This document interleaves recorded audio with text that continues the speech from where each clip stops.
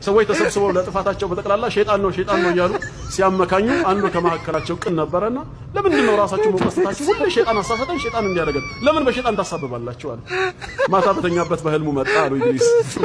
ቀን ይውጣልህ አንተስ እንደው ይኸው ለኔ ክብር ቆመ ባልዋልኩበትም ባልሰራሁትም እኔ ባልተሳተፍኩበት ሁሉ ስሜን ሲያጠፉ አንተ ግን ለኔ ሐቅ ተከላክለሃል።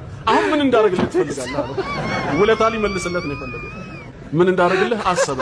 እኔ ገንዘብ የለኝም እንጂ ቢኖረኝ በቃ ሐጅ አድርጌ ነበር የምመጣው ያንን ነው የምፈልገው አለ። በፍጹም እኔ ጀርባ ላይ ሆነ በደቂቃ ውስጥ ነው ማደርስ የመብረር አቅሙ ስልጣኑ ተሰጥቶኛል ና ጋልበኝ አለው። ጋለበው። እየሄዱ እያለ መሃል መንገድ ላይ ሲደርስ ሽንት አስቸገረው ሰውየው። እንደው ትንሽ የሆነ ቦታ ታቆምልኛለህ አለ። ለምን አለው። ሽንት ወጥሮኛልና ሻኝቼ እንደመለስ። በፍጹም የሰራህልኝ መልካም ስራ ተቆጥሮ አያልቅምና እላይ ላይ ልቀቀው አለው። ግድ የለም ነው እንደ ብሎ ላዩ ላይ ከለቀቀው በኋላ አሉ በኃይለኛ ጥፊ ከተኛበት ይነቃል። ምንድነው ሲል አጠገቡ ሚስቱ ነበረች። የሸናው ላይ